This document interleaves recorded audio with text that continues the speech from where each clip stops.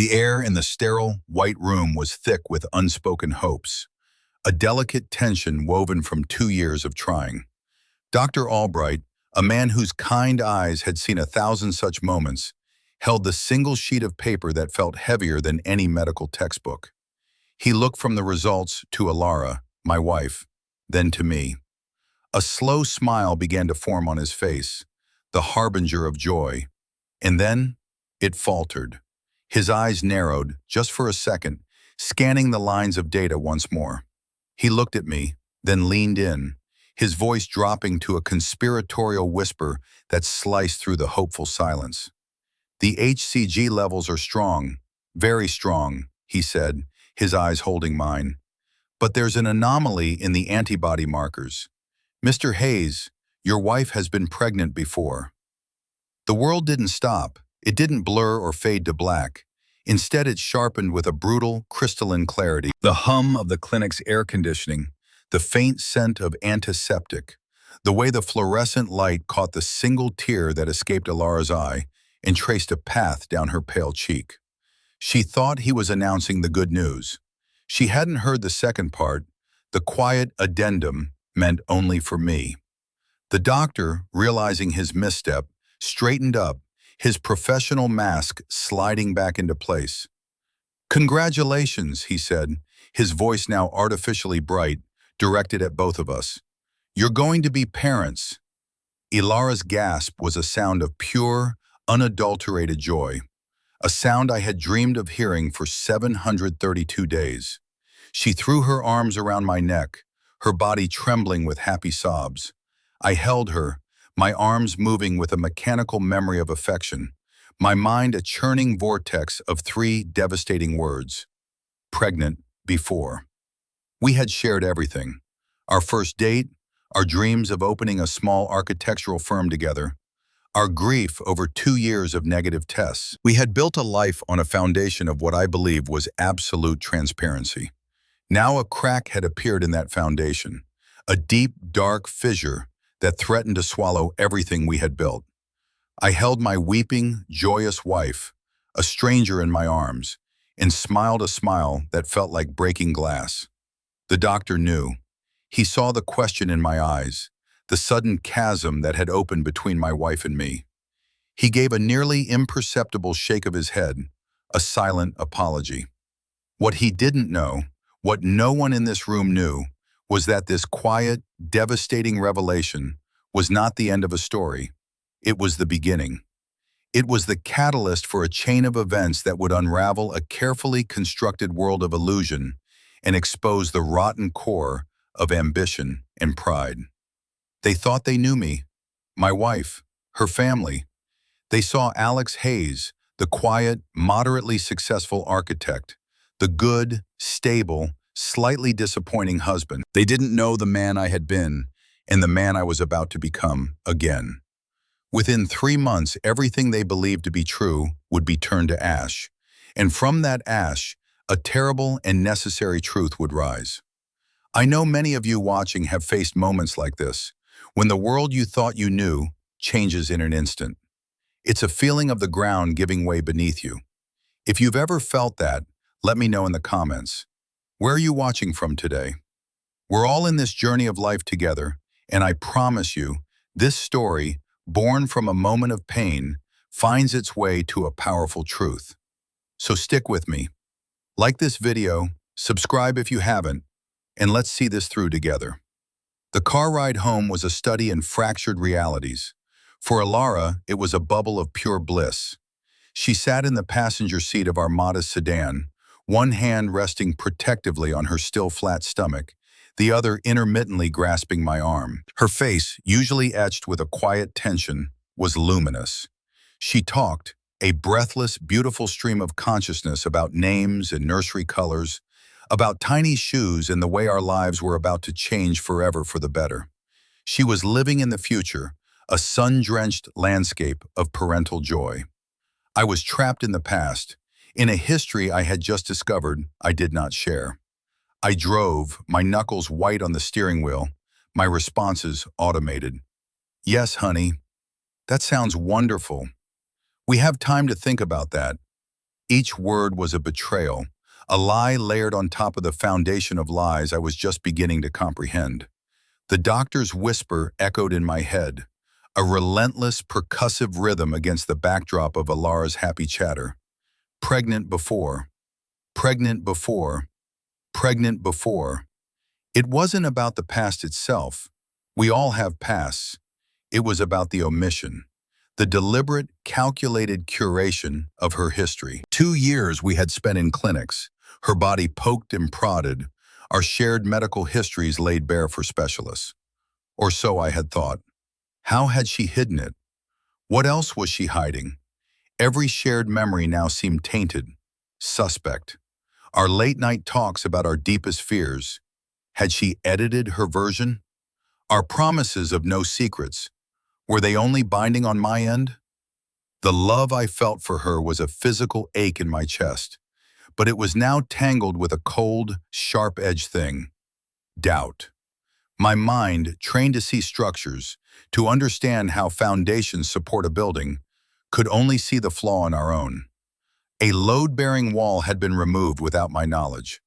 How long until the whole thing came crashing down? When we got home to our small but tastefully designed apartment, a space I had poured my heart into renovating, Ilara wanted to call her family immediately. "They'll be so thrilled," she exclaimed, reaching for her phone. "Let's just wait," I said, my voice calmer than I felt. "Let's just have this moment for ourselves." It was a lie, of course. I wasn't trying to savor the moment. I was trying to delay the inevitable performance. I knew exactly what would happen when she called them. Her mother, Margaret, would offer a clipped, socially appropriate congratulations before subtly inquiring about our financial readiness. Her father, Richard, a man who measured the world in profit margins in square footage, would congratulate me with the same tone he used for a subordinate who had successfully completed a menial task. And her brother Julian would make a backhanded joke about me finally doing something right. Ilara's face fell. "But why?" I want to share the news. "Ilara," I said, and the effort to keep my voice gentle was monumental. "We've waited 2 years for this. Can we not wait one evening? For us?" Her disappointment was a palpable thing, but she acquiesced. She saw my request as a romantic, possessive gesture. She couldn't see the truth, that I needed time. I needed to stand in the ruins of my certainty and decide what, if anything, was worth salvaging. That night, as she slept the peaceful, exhausted sleep of someone whose dearest wish has been granted, I lay awake. I watched the city lights play across the ceiling, the patterns shifting like the pieces of my life. My quiet life. I had chosen this. I had walked away from a world of immense wealth and suffocating expectations, the world of my own family, the Vanderlei Empire. I had changed my name, taken my mother's maiden name, Hayes, and set out to build something on my own terms, with my own two hands. I wanted to be valued for my mind and my character, not my trust fund. I wanted a love that was not transactional. And I thought, with Ilara, I had found it. She came from a family that aspired to the world I had abandoned. They were wealthy by any normal standard, but they were perpetually on the outside looking in, their noses pressed against the glass of true, generational power. They worshipped status. They saw my quiet ambition and my rejection of overt materialism as a weakness, a failing. They tolerated me because Ilara loved me, but their condescension was a constant, low-grade hum in the background of our lives. They saw a man struggling to make ends meet, a man who drove a 10-year-old car and lived in a modest apartment. They had no idea that the car was a choice, that the apartment was a deliberate act of architectural philosophy, and that the struggling architect they pitied was the anonymous principal and sole owner of Orion Architecture, a firm that was quietly and radically reshaping skylines across the globe. I had kept it secret, even from Ilara, waiting for the right moment to share it, wanting to be sure she loved Alex Hayes, the man, not the myth I had run away from. Now her secret had collided with mine. As the first hint of dawn broke over the city, A cold resolve settled in my heart. The game had changed. The period of quiet observation was over. It was time to understand the full scope of the structure I was living in, to test its every joint and stress point, and I would start with her family. The call came as I knew it would, the following evening. We were having a quiet dinner, the celebratory air from the day before already feeling thin and fragile. Elara's phone buzzed on the counter. It was her father, Richard. Her face lit up. "I'm going to tell him," she whispered, her eyes pleading for my approval. I simply nodded. I needed to hear this. I needed to hear the unvarnished reality of their dynamic. I watched as she answered, her voice a little shaky with excitement. "Hi, Daddy. I have something to tell you. Yes, we're fine. Actually, it's wonderful news. I'm pregnant." There was a pause. I could imagine Richard on the other end, processing the information not as a grandfather-to-be, but as a CEO evaluating a new, unexpected variable. I saw the light in Elara's eyes dim slightly. "Yes, of course, we're sure. The doctor confirmed it yesterday." Another pause, longer this time. "No, Alex's firm it's doing okay. The boutique hotel project is still in the design phase." Her voice became defensive. The joy was being systematically drained from her, replaced by the familiar need to justify her life, her husband, her choices. "I know, Daddy. I know it will be expensive, but we'll manage. Alex is very resourceful." That word, resourceful. It was the word you use for a clever peasant, not an equal. The final part of the conversation was the true blow. I could hear Richard's booming, condescending voice even from across the room. "Well, tell him to be more than resourceful. Tell him to be profitable. You and that baby are my priority now. We're having the family over for dinner on Sunday. We have a lot to discuss about planning." The call ended. Elara put the phone down, her hand trembling. The luminous joy was gone, replaced by a familiar, weary anxiety. She looked at me, her eyes welling up.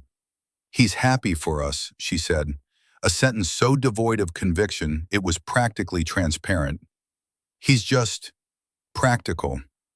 "I know," I said, my voice a quiet lake of calm. Inside, a storm was raging.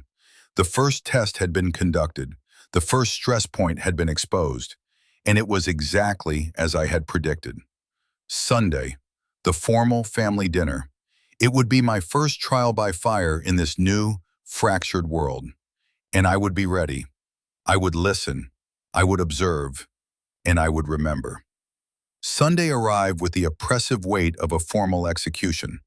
Elara spent the afternoon in a state of nervous agitation, changing her outfit 3 times, trying to find something that was elegant but also subtly concealed her non-existent bump, as if to shield the very idea of our child from her family's critical gaze. I, on the other hand, felt a strange and unsettling calm. The dread had been replaced by a sense of purpose. I was no longer a husband navigating a delicate situation. I was an architect entering a compromised structure, taking measurements, assessing the rot. I chose my clothes with deliberate care. A simple, well-worn but perfectly tailored tweed jacket, a soft cashmere sweater that had cost more than their monthly grocery bill but looked simply cozy, and dark trousers.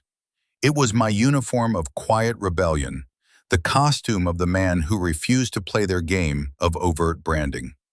We drove to their home in the suburbs, a sprawling, neoclassical monstrosity that Richard had built to announce his arrival to the upper echelons of society. It was architecturally derivative, a mishmash of styles that screamed new money and lacked any sense of soul, a perfect reflection of the man himself. Margaret greeted us at the door, her smile as brittle as the diamond necklace at her throat. She kissed the air beside Elara's cheek. "Darling, you're glowing, though you look a bit tired." The stress, I imagine. Her eyes flickered to me, a dismissive half-second glance that took in my attire and filed it under inadequate. "Alex," she said, the name a full stop. We moved into the living room, a cavernous space dominated by a fireplace large enough to roast a wildebeest and furniture that was chosen for its price tag rather than its comfort.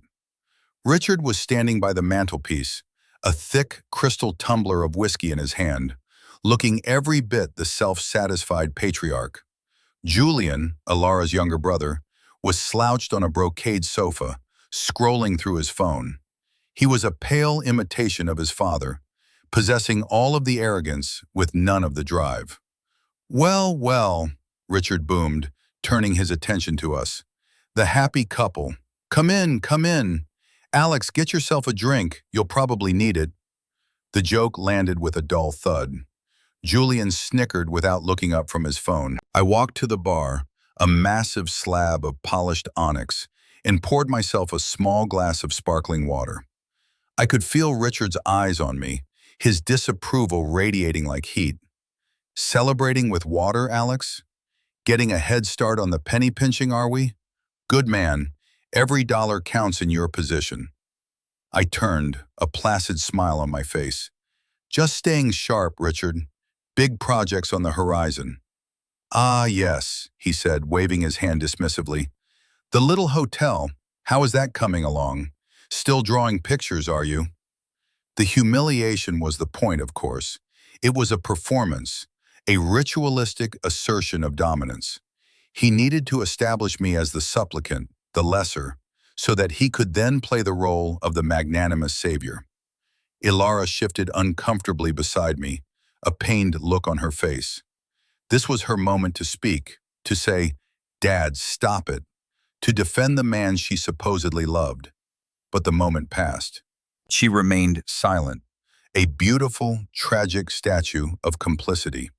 She was the silent enabler, the one whose inaction wounded me more than their overt attacks. Dinner was a masterclass in condescension. The conversation revolved entirely around money and status. Julian bragged about a new sports car his father had bought him. Margaret detailed the exorbitant cost of an upcoming charity gala. And Richard, the conductor of this symphony of smugness, kept steering the conversation back to me and my manifest inadequacies. "So, Alex," he began, leaning forward, his fork punctuating his words, "we need to talk about the practicalities. A child is not a small expense. There's schooling to consider, the right schools. There are networks to build. You can't do that from your little apartment in the city."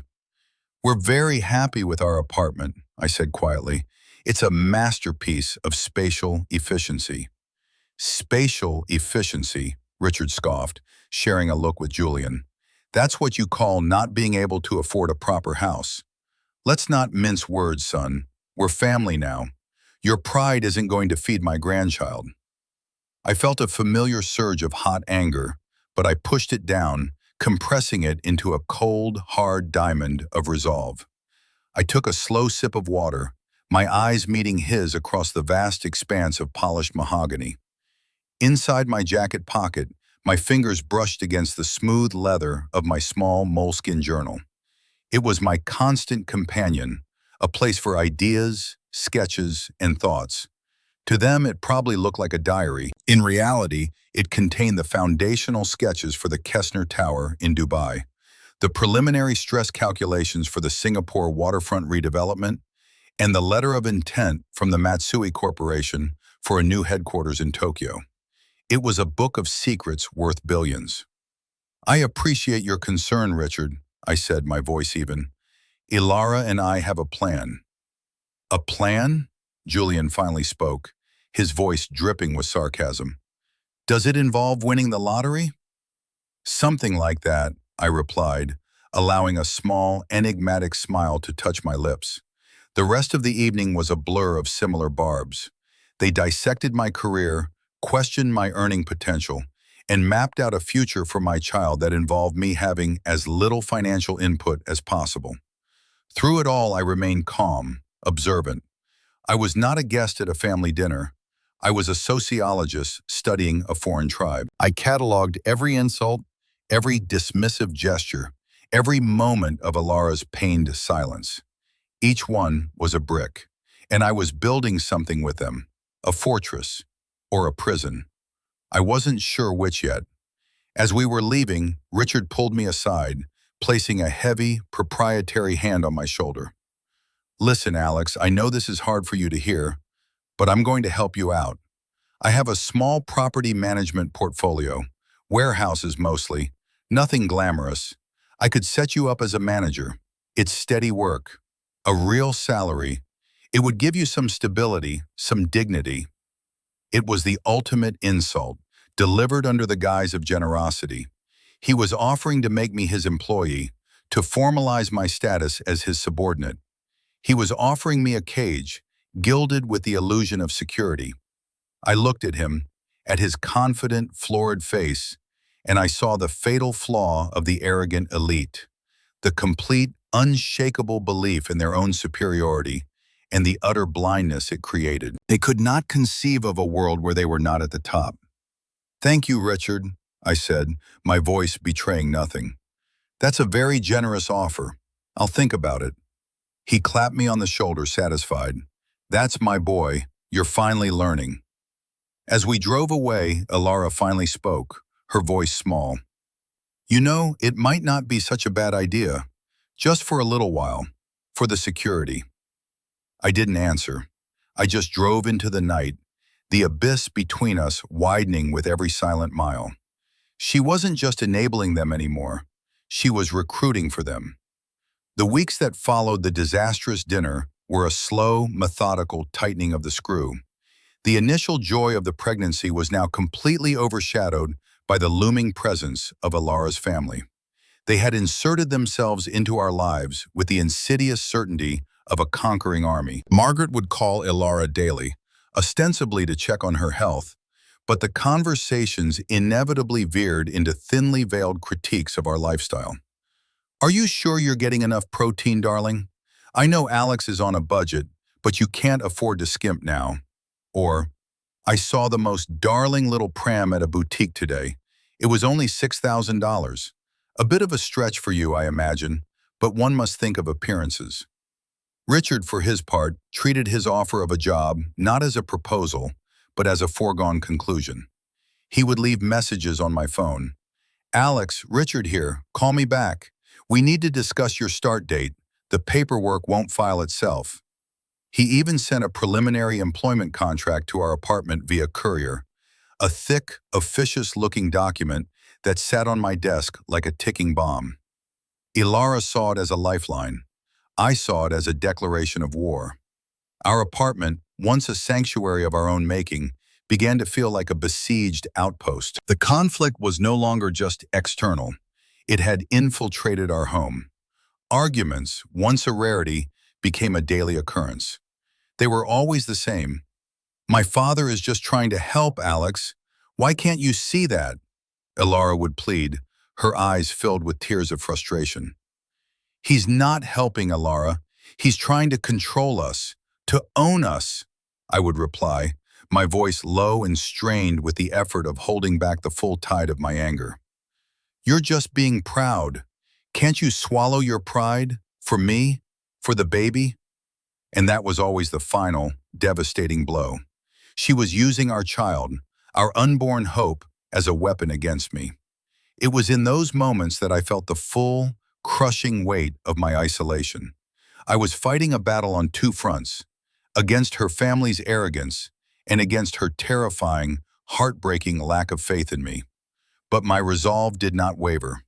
It hardened. While they saw a man being backed into a corner, I was quietly, methodically preparing my counteroffensive. My days were a study in duality. To Ilara and her family, I was the struggling architect, going to my small, shared workspace, wrestling with the boutique hotel project. In reality, my days were spent in a different world. I would leave our apartment, and instead of going to the shared workspace, I would take a cab to a discreet, unmarked building in the financial district. This was the true headquarters of Orion architecture. It wasn't a flashy space. It was minimalist, functional, a temple of quiet, focused work. My team of 30, the best and brightest minds from around the world, knew me only as Mr. O. It was a quirk they had long accepted. They were loyal, brilliant, and utterly discreet. There, I was not Alex Hayes, the disappointing husband. I was the man who had just secured the contract for the new London Arts Complex, a project that would redefine a significant portion of the city. I was the man who was in final negotiations to build the largest sustainable urban development in North America. I spent my days on secure video calls with city planners, finance ministers, and titans of industry, making decisions that moved markets and shaped the future. I would sketch designs on digital tablets that were worth millions, while my family-in-law believed I was struggling to pay for groceries. The irony was a constant, bitter companion. I began to move my pieces into position, like a chess grandmaster preparing for the final checkmate. I had my legal team, a formidable group from a firm that my father had once used, begin a comprehensive review of all of Richard's business holdings. They were to be discreet, thorough, and to report only to me. I told them to look for vulnerabilities, for over-leveraged assets, for the hidden cracks in his self-made empire. I had my financial advisor, a shrewd woman named Evelyn Reed, begin the process of liquidating a small percentage of my non-essential assets and transferring the cash to a new, specially designated account. It was a war chest. I wasn't sure if I would need it, but I would not be caught unprepared. The most difficult preparation was personal. I had to face the source of my secret life. I made a call I hadn't made in almost a decade. "Father," I said, when the familiar gruff voice answered. There was a long silence on the other end. "Alexander," my father, Arthur Vanderlei, finally said. My real name felt strange in my own ears. "To what do I owe the honor?" Our relationship was complex. I had walked away from his world, from the crushing weight of the Vanderlei name, to forge my own path. He had seen it as a betrayal, a rejection of his legacy. We hadn't spoken since my mother's funeral. "I need your help with something," I said, swallowing my pride. "It's a personal matter." I didn't give him the details, not yet. I just told him I might need him to act as a signatory, to be present at a meeting to verify my identity and my authority. To my surprise, he agreed without question. "Just tell me when and where, son," he said, a hint of something I couldn't quite decipher in his voice. Perhaps it was respect. Perhaps it was just curiosity. The breaking point came on a Tuesday. I came home early to find Alara sitting at our small dining table, Richard's employment contract spread out before her. She had a pen in her hand. "What are you doing?" I asked, my voice dangerously quiet. "I'm helping you," she said, not looking at me. "You're too proud to do it yourself, so I'm doing it for you. I'm signing the acceptance form." I walked over and gently took the pen from her hand. I looked down at the contract. The salary was insulting. The terms were draconian. It included a clause that required me to report directly not just to a superior, but to Richard himself on a weekly basis. It was a leash. "No," I said, my voice final. "We are not signing this." "Alex, please," she cried, finally looking at me, her eyes flashing with desperation. "Think about the baby. We need this. My father is right. Your little projects aren't enough. When are you going to wake up and face reality?" And there it was, the raw, unvarnished truth of what she believed. That my work, my passion, my life's purpose was a little project. That her father's vision of reality was the only one that mattered. The cold resolve in my heart coalesced into a single point of action. The time for observation was over. The time for quiet preparation was done. The storm was about to break. "You're right," I said, my voice softening in a way that made her pause. "You're absolutely right. It's time we faced reality, all of us." I picked up my phone. "I'm going to arrange a meeting with your father and your mother and Julian. A final family meeting to discuss our future. All of it." A flicker of hope ignited in her eyes. She thought I was finally surrendering. "Oh, Alex, thank you," she said, relief washing over her. "I knew you'd see sense." "Yes," I said, looking not at her, but at some point in the middle distance. Sense. It's time everyone saw it. I scheduled the meeting for the following Saturday, at their house, on their territory. They would be at their most confident, their most arrogant. It was the perfect setting for the final act. The air in the days leading up to the Saturday meeting was thick with a false peace. Ilara was treating me with a tender, slightly patronizing affection, the way one treats a patient who has finally agreed to a difficult but necessary treatment. She believed I had capitulated, that I was ready to accept her father's generous offer and settle into a life of comfortable subservience. Her family, in turn, was magnanimous in their perceived victory. Margaret called to suggest a tailor who could make me a proper suit for my new corporate role. Julian sent me a text with a link to a sensible, boring sedan, captioned, "Time to upgrade, bro." They were all so pleased with themselves, so certain of the narrative they had constructed. They were the saviors and I was the project. They had no idea that they were not the authors of this story. They were merely characters in it, and their roles were about to be dramatically rewritten. I let them believe it. I played my part. I was quiet, agreeable, thoughtful. My compliance seemed to lull them into a state of supreme self-satisfaction. It was the quiet before the storm, the calm surface of the water before the Leviathan breaks through from the deep. My own preparations, meanwhile, were reaching their conclusion. Evelyn Reed confirmed that the funds had been transferred. My legal team delivered a final, devastating report on Richard's company, a company built on a precarious foundation of debt and over-leveraged real estate. The centerpiece of his empire, the gleaming downtown skyscraper that housed his corporate headquarters, Thorn Tower, was not his own. He held a long-term lease, a very expensive one, from an anonymous offshore holding company. My lawyers had, with considerable effort and expense, pierced the veil of that company. The final report lay on my desk in Orion's hidden office, a single page with a single name on it, the name of the ultimate beneficial owner. It was a name I knew well. I spent Friday evening not with Ilara, but alone in my real office. I didn't want to argue. I didn't want to lie. I needed clarity. I stood before the vast, floor-to-ceiling window, looking out at the city skyline I was helping to shape. Each light was a story, a life, a dream. I had wanted a small piece of that for myself. A simple story, an honest life, a true dream. It had all become so complicated. I thought about the first time I met Ilara. She was a curator at a small art gallery. I had come in to see an exhibition on architectural photography. She had mistaken me for a student. We talked for hours. She was smart, passionate, and seemed utterly unimpressed by wealth or status. She was, I thought, the antidote to the world I had fled. Was that woman gone? Or had she never really existed? Was she just a reflection of what I had wanted to see?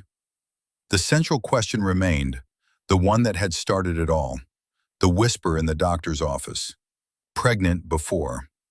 I had deliberately not pressed her on it. It had become a symbol of a much larger deception. To confront her about it in isolation would have been pointless. It was a symptom, not the disease.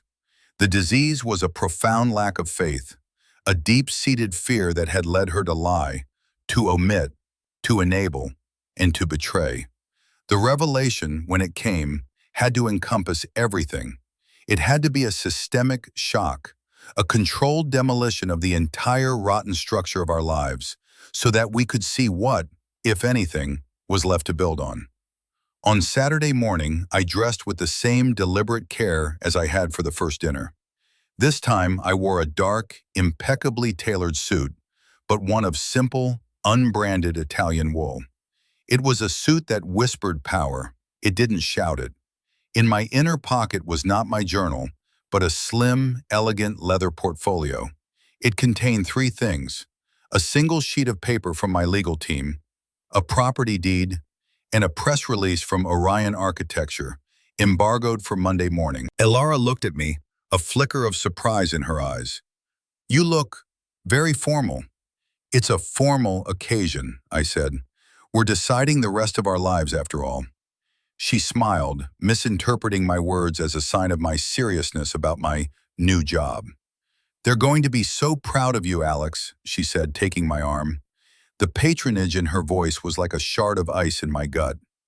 "Yes," I said, my voice flat. "I imagine they will be." We drove to their house. The sun was bright, the sky a brilliant, cloudless blue. A perfect day for a reckoning. As we pulled into the long, curving driveway, I saw their cars all parked near the entrance. Richard's black Mercedes, Margaret's white Range Rover, Julian's offensively loud red sports car. The whole cast was assembled. I took a deep breath. The performance was about to begin. My heart was not racing. My hands were not sweating. I felt a profound, almost unnerving calm. I was an architect about to present a final design. I had done the work. I had checked the calculations. I knew the structure was sound. My structure. Theirs was about to be condemned. We walked through the oversized double doors into the grand foyer. The family was gathered in the formal living room, arranged like a royal court receiving a tribute. Richard stood by the fireplace, tumbler in hand. Margaret was perched on the edge of a silk sofa, a vision of smug satisfaction. Julian was leaning against the grand piano, a smirk playing on his lips. They looked at me, the fatted calf, coming willingly to the slaughter.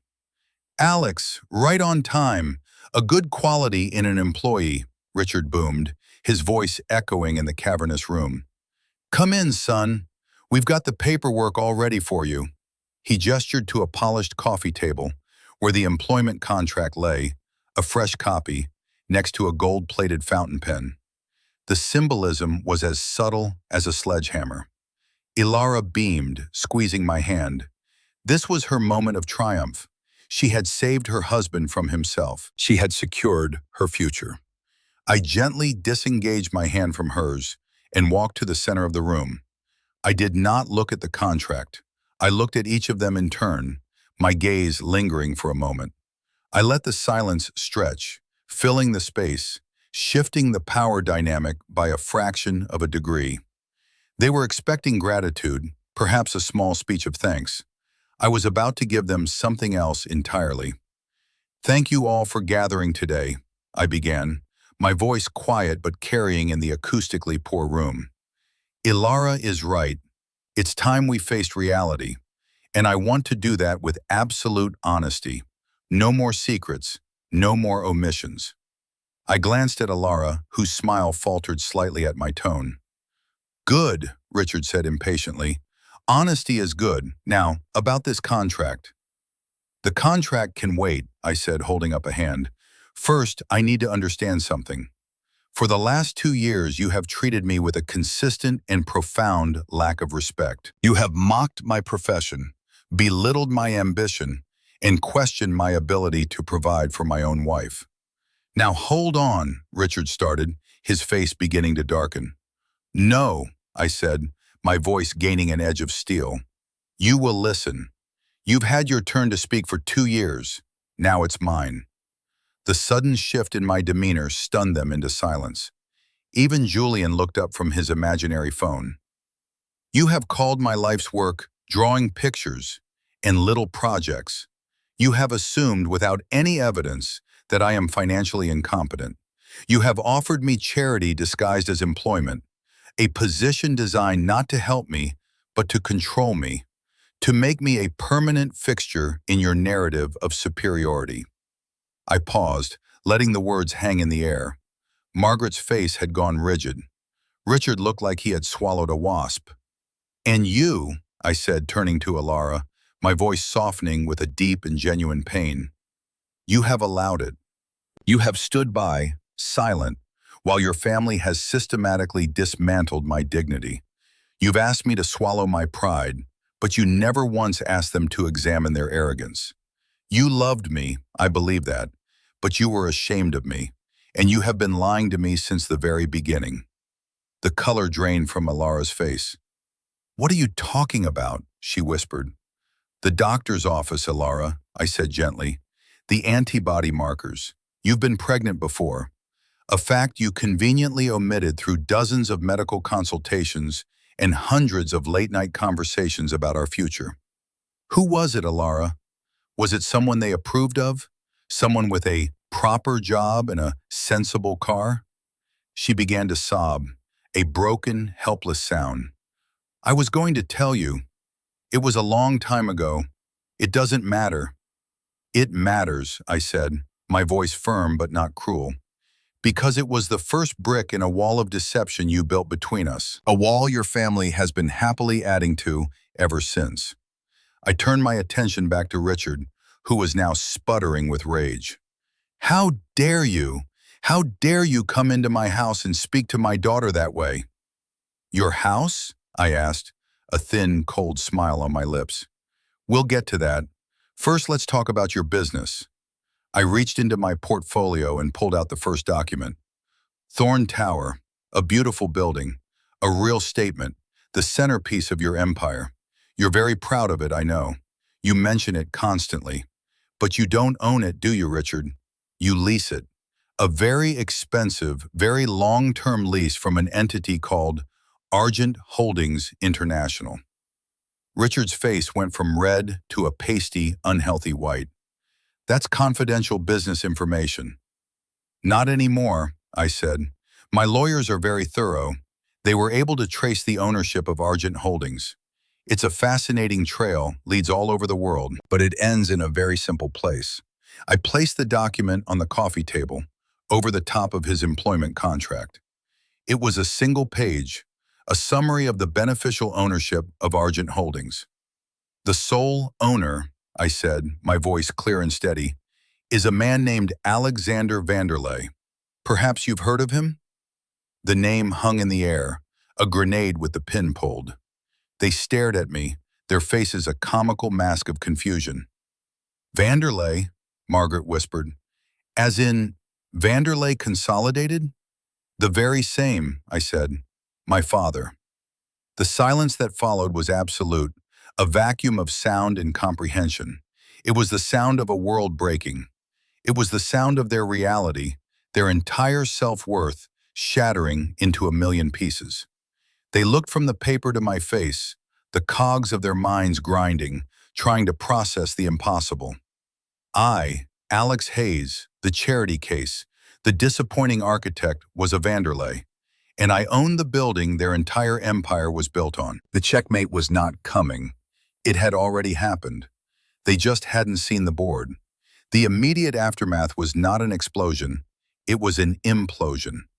Richard sank into a nearby armchair, the physical representation of a man whose entire skeletal structure had just been removed. His face was slack, his mouth slightly agape. The crystal tumbler slipped from his nerveless fingers and shattered on the marble floor, the sound unnaturally loud in the profound silence. Margaret simply stared, her perfectly made-up face a mask of horror. This was worse than a financial problem. It was a social catastrophe.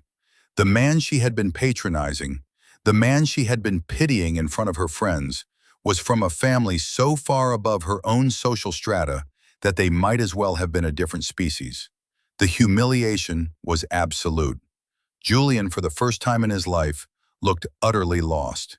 His usual smirk was gone, replaced by a wide-eyed, slack-jawed disbelief. The world, as he understood it, had ceased to function. The rules no longer applied. But my focus was on Alara. She was standing frozen, tears streaming silently down her face, her gaze locked on mine. Her expression was not one of shock at my wealth, but of dawning, agonizing comprehension. She was finally seeing the man she had betrayed, the scale of her misjudgment. She was seeing the strength she had mistaken for weakness, the principle she had mistaken for pride. But how? Richard finally managed to whisper, his voice a dry rasp. Why? I walked over to the Onyx bar, and this time, I poured myself a generous measure of his best single malt whiskey. I took a slow sip, savoring the burn. Why? I echoed. Because I wanted something real. I wanted to be valued for my work, for my character, not for my father's name. I wanted a partner who loved me, Alex Hayes, not the Vanderlei fortune. I thought I had found that. I looked directly at Alara. I see now that was a naive assumption. I reached back into my portfolio and pulled out the second document. It was the press release. This is being released to all major financial news outlets on Monday morning, I said, placing it on the table. It announces the new London Arts Complex, a $3 billion project. It also officially announces the principal architect and owner of Orion Architecture, the firm behind the project. I paused. Me. Julian let out a choked sound, a cross between a laugh and a sob. Orion Architecture? I've been trying to get an internship there for 6 months. They wouldn't even return my calls. The irony was so thick it was almost suffocating. They have a very strict policy against nepotism, I said dryly. So this whole thing, our life, it was all a lie? Alara's voice was barely a whisper. No, I said, turning to face her fully. My anger had dissipated, leaving behind only a vast, cold sadness. My life was not a lie, it was a choice. I chose a simpler life. I chose to build things with my own hands. I chose you. The lie, Alara, was the one you told yourself. The lie that I wasn't good enough. The lie that your father's validation was more important than your husband's dignity. At that moment, the grand double doors of the living room swung open. An older man stood in the doorway, impeccably dressed in a tailored gray suit. He was tall, with a mane of silver hair and eyes that held an unnerving intensity. He radiated an aura of quiet, absolute power that made Richard's blustering seem like a child's tantrum. Arthur, I said, nodding to him, you're punctual. Alexander, my father, Arthur Vanderlei, replied, his eyes sweeping the room, taking in the scene with a practiced, analytical gaze. He saw the shattered glass, the stricken faces, the documents on the table. A flicker of understanding, and perhaps even approval, crossed his face. I trust I am not interrupting. You're right on time, I said. Richard, Margaret, Julian, I'd like you to meet my father, Arthur Vanderlei. He's here to countersign some paperwork. My father walked into the room, his presence sucking all the remaining oxygen out of it. He didn't even glance at the thorns. He walked straight to me. You did well, son, he said, his voice low enough that only I could hear. Your mother would be proud. He then turned his attention to the room at large. My son informed me that there was some confusion regarding his position. I am here to clarify. As of this moment, my son, Alexander Vanderlei Hayes, has my full and irrevocable proxy over all assets related to Argent Holdings and several other family trusts. His signature is my signature. Is there anything else we need to discuss? Richard looked like he was going to be sick. The last, desperate hope that this was some elaborate prank, that I was a distant, disowned relative, was extinguished. The unexpected ally had arrived, not with a sword, but with a fountain pen mightier than any weapon. The reversal of fortune was complete. Those who had sat in judgment were now the accused. The man they sought to diminish now held their entire world in the palm of his hand. The immediate aftermath was a scramble for survival. Richard, his face a mottled gray, was the first to break. The businessman in him, the part that understood leverage, overrode the humiliated father. He lurched forward, his hands outstretched in a pleading gesture. Alex, Mr. Vanderlei, son, there has been a terrible misunderstanding. No, Richard, I said, my voice cold and precise. There has been no misunderstanding. You understood my situation perfectly as you saw it. You just had incomplete data. A fatal error in business and in life. Margaret, ever the social strategist, tried a different tack. She rushed to Alara's side, putting a protective arm around her. Alex, please, think of your wife. Think of your child. We can't let a little family squabble destroy all of this. A little family squabble? I repeated, the words tasting like acid.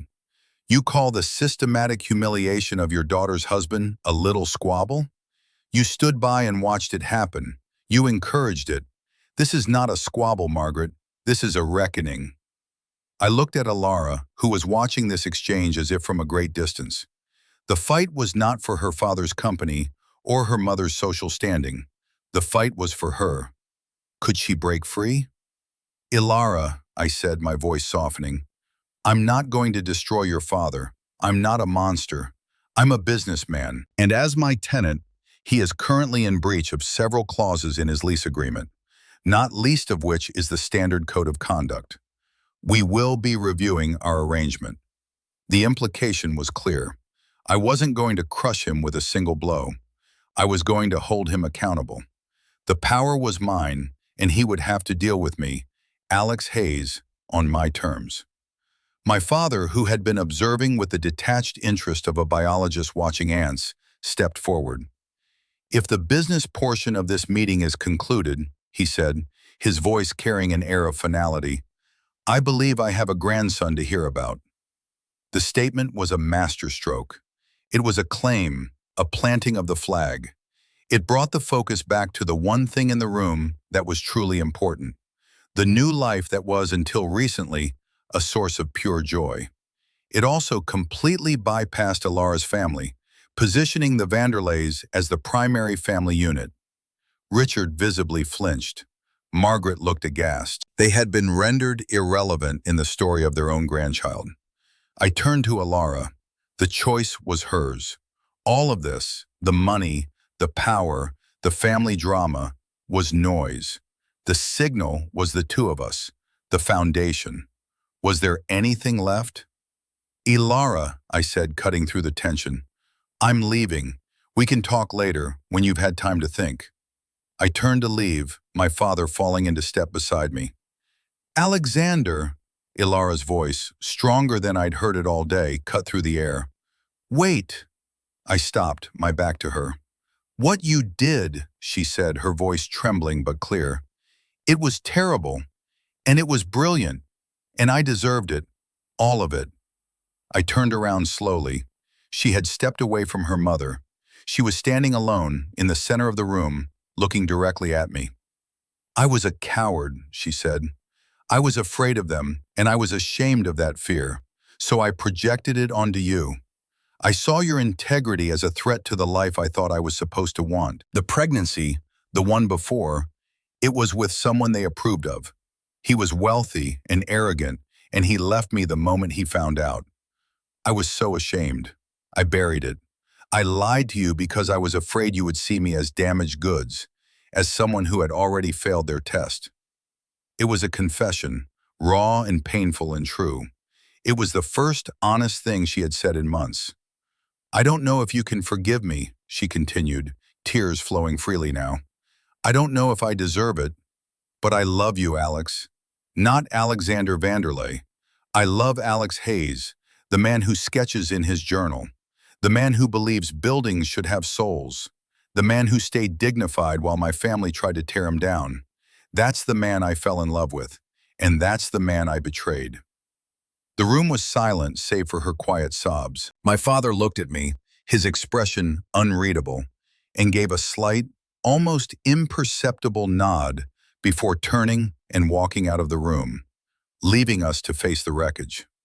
I looked at my wife, stripped of all pretense, offering the broken, beautiful truth. The anger, the pain, the cold resolve, it all melted away, leaving only the fundamental question. Was this foundation, now cleared of all the lies and rot, strong enough to build on? I didn't know, but for the first time in a long time, I felt a flicker of hope. I walked back across the room, past her stunned family, and stood before her. I didn't speak. I just reached out and wiped a tear from her cheek. It was a start. The weeks that followed were not a fairy tale reconciliation. They were hard, painstaking work, like the careful restoration of a historic building that has been neglected for years. The grand revelation had not solved our problems. It had simply cleared the ground so we could see them without illusion. I did not move back in immediately. I took a suite at a hotel, one that my company had designed, a place of quiet, minimalist beauty. It gave us both space to breathe, to think. We did not pretend things were okay. We went to therapy. Separately at first, then together. The sessions were brutal. We excavated years of unspoken resentments, of misaligned expectations, of her fear and my secrecy. I had to confront my own part in the deception. My secret was a shield, but it had also been a test, an unfair one. I had wanted her to love me unconditionally, without giving her the full truth of who I was. I had withheld a part of myself, and in that vacuum of knowledge, her family's toxic narrative had taken root. Ilara, for her part, began the difficult process of untangling her identity from her family's expectations. She had to learn to build her self-worth from the inside out, not from her father's approval or her mother's social calendar. The biggest change was watching her interact with her family. I was not present for these conversations, but she would tell me about them afterward. The first time she told her father no was a milestone. He had called, as was his habit, to issue a command disguised as a suggestion regarding a financial matter. In the past, she would have agreed, or dithered, or come to me in a panic. This time she listened patiently and then said, "Dad, I appreciate your input, but Alex and I will be making our own decisions on this. I'll let you know what we decide." It was a revolution in a single sentence. Her father, accustomed to compliance, was left sputtering. The consequences for the Thorne family were real, but they were not, as Margaret had feared, catastrophic. I had no interest in destroying Richard's business. It would serve no purpose. Instead, I acted as any landlord would. I had my legal team draft a new lease for Thorne Tower. The terms were stricter. The rent was adjusted to the current market rate, which was significantly higher. It included a personal conduct clause that made him directly accountable for his and his family's behavior toward me and my own. It was fair, it was professional, and it was non-negotiable. He was forced to downsize, to sell off some of his more ostentatious assets, including Julian's sports car, and to run his business with a newfound and unwelcome sense of fiscal discipline. He was humbled. Margaret's social circle was thrown into disarray. The story, in a garbled and sensationalized form, had leaked. I was the mysterious Vanderlei heir, living a secret life. Her friends, who had once commiserated with her about her daughter's unfortunate marriage, now looked at her with a mixture of envy and suspicion. She had been sitting on the social equivalent of a winning lottery ticket and had been complaining about the price of the paper it was printed on. Her status, once a source of immense pride, was now a source of ridicule. As for Julian, he was forced to get a real job. With his father's company contracting, there was no longer a place for a handsomely paid but useless vice president of nothing. He ended up in an entry-level marketing position at a firm that had no idea who he was. For the first time in his life, he was being judged on his own merits, or lack thereof. It was, I suspected, a terrifying and potentially transformative experience. One evening, about 2 months after the confrontation, Ilara called me. "I'm at my parents' house," she said. "Can you come over?" I was hesitant. "It's okay," she said, her voice firm. "I need you to be here for this." When I arrived, the atmosphere was funereal. The four of them were in the living room. Richard looked 10 years older. Margaret's face was drawn. Julian looked smaller.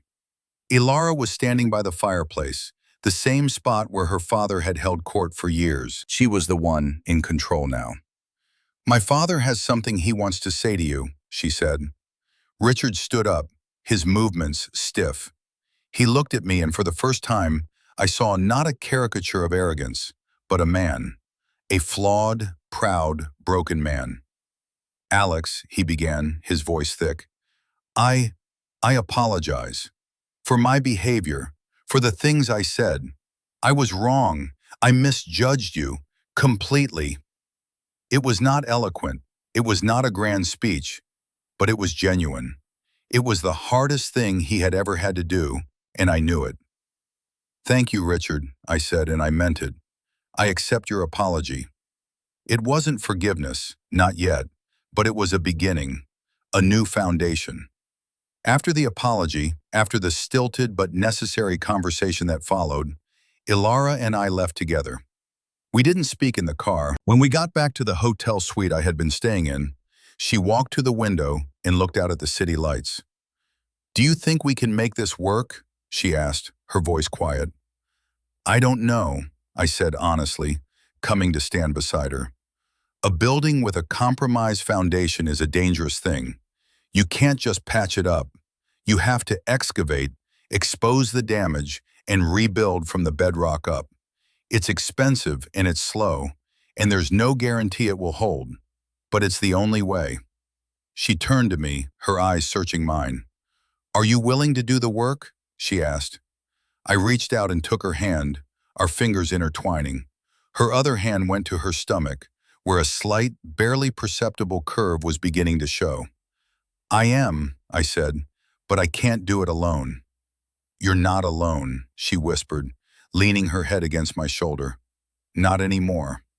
That night, for the first time in months, I didn't feel like an architect assessing damage. I felt like a husband, standing with his wife, looking toward an unknown future, together.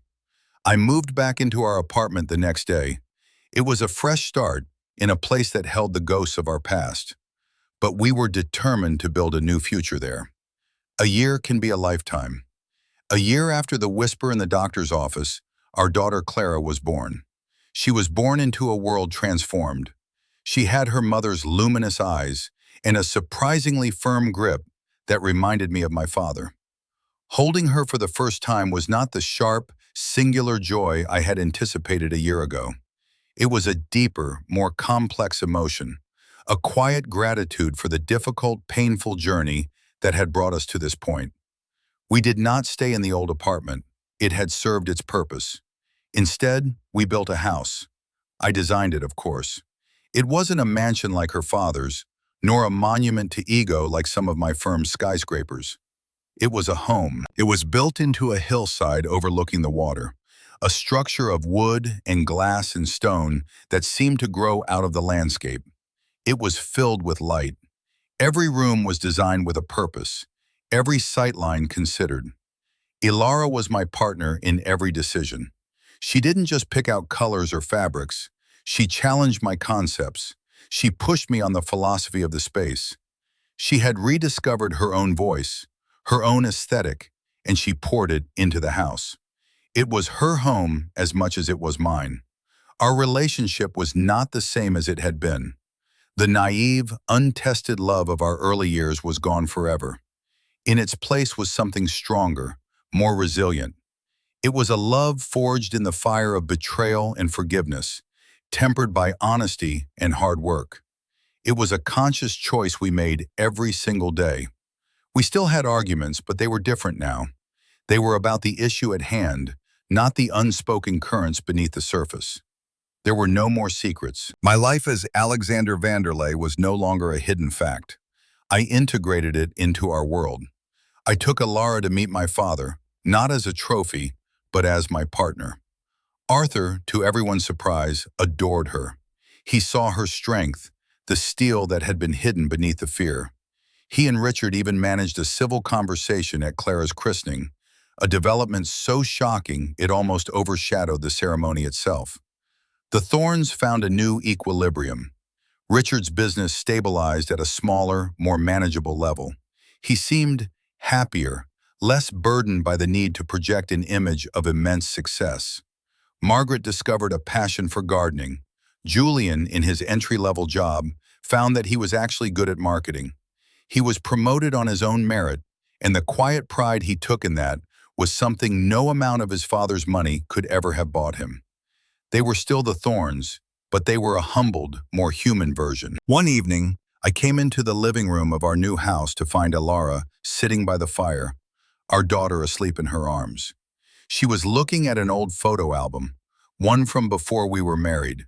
She pointed to a picture of herself, younger, smiling, but with a familiar tension in her eyes. "I was so lost then," she said quietly. "I thought value was something other people gave you. Your father, your husband, your friends. I spent my whole life trying to earn it from the wrong people." "And now?" I asked, sitting beside her, putting my arm around her and our child. She leaned into me, a warm, solid weight. "Now I know value is what you build yourself. It's integrity. It's honesty.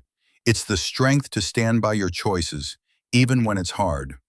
She looked at me, her eyes clear and full of a love that was as solid and real as the stone walls around us. "You taught me that, Alex. Not by being a Vanderlei, but by being you." In that moment, I understood. True worth is not measured by the name you carry, the money you have, or the monuments you build. It is measured by the strength of your character, the depth of your integrity, and the courage to build a life and a love on the unshakable foundation of truth. The doctor's whisper had been a tremor that brought a condemned building crashing down. But in its place, we had built something far more beautiful and infinitely stronger. And so we come to the end of this chapter. A story that began with a painful secret ended with a powerful, liberating truth. It reminds us that the most important structures we build are not made of steel and glass, but of trust, forgiveness, and honesty. What did you take away from this story? Has a difficult truth ever set you free? Let me know your thoughts in the comments below. Your stories and your wisdom are a part of this community, and I am always grateful to hear from you.